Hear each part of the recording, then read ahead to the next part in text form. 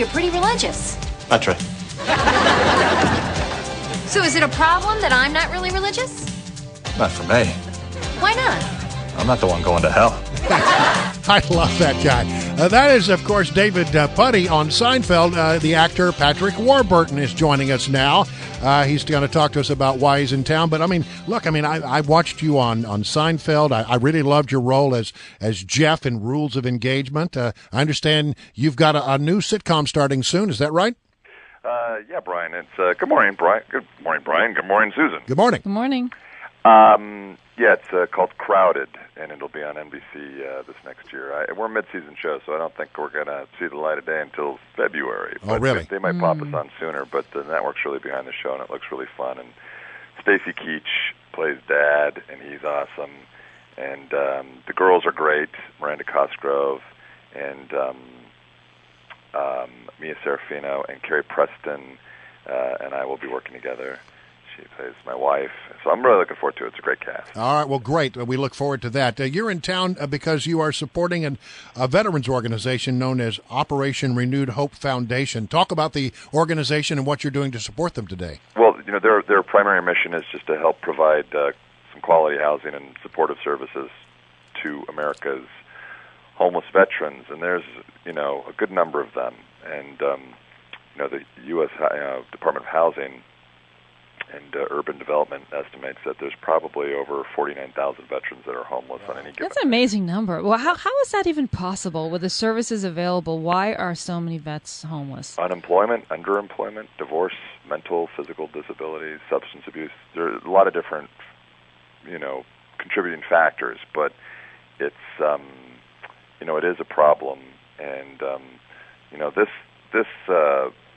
this group was founded in 2011 by a retired lieutenant by the name of Colonel Deborah Snyder, and so she is the one who, it's kind of a grassroots, she started this thing off trying to help one disabled veteran, which was a single mother of three, and then so she's been working at this ever since. And so today is there's a golf tournament. Golf tournaments are great ways to raise funds for all kinds of organizations.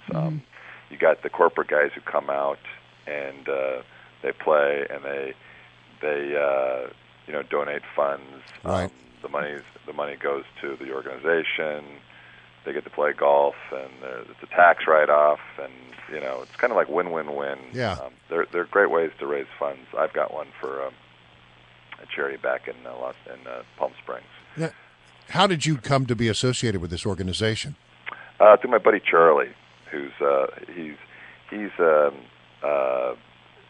Charlie Hayes, who ended up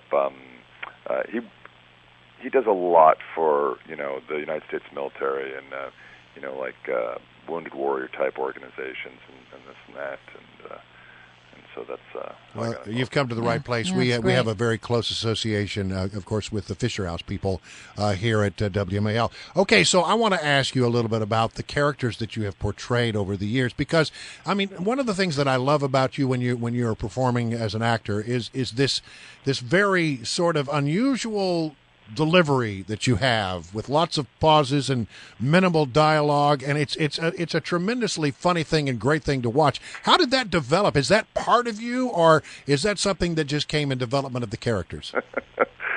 I'll look at something and as an actor you got to figure out what's your take going to be on something. I remember when I went in an audition for Jerry's mechanic on Seinfeld.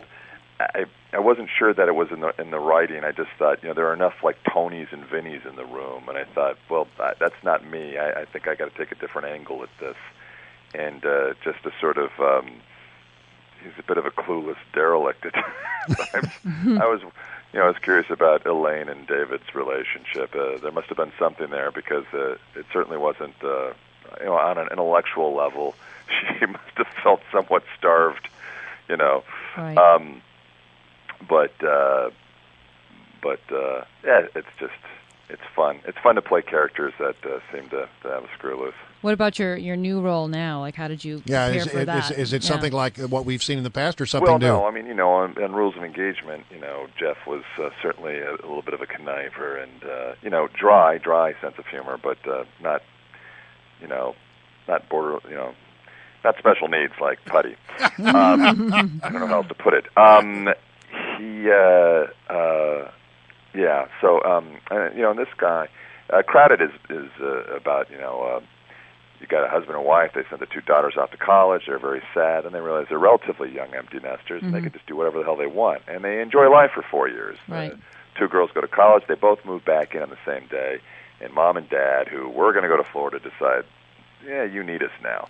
So everybody's back under one roof again. And the two girls moved back in because today it's socially acceptable for young adults to live with their parents forever. Right. And it's very relatable. So many people are going through the same thing. It is. And I said, and I talked to the NBC execs. I said, so we're going to call this Crowded? I go, by whose perspective?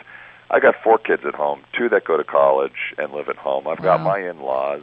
There's a boyfriend and girlfriend who I think they live at our house, and we've got 4 dogs.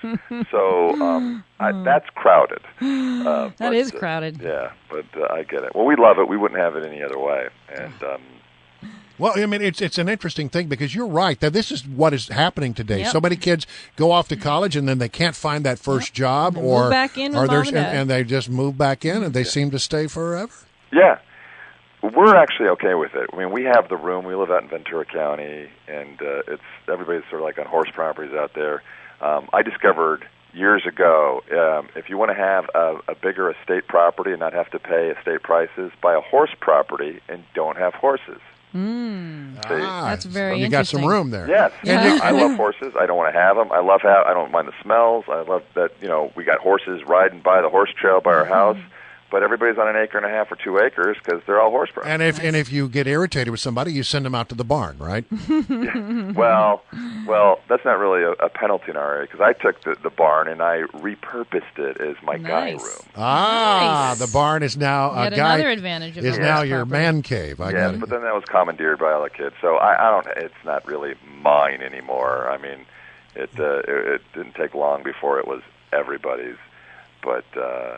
That's well, listen, Patrick, thank you so much for joining us here today. And listen, we salute you for your work with this charity organization. Yeah, good luck with it. Operation Renewed Hope Foundation. It sounds like one of those organizations that we like here at WMAL. And thank you for joining us. It's a great organization. I really, you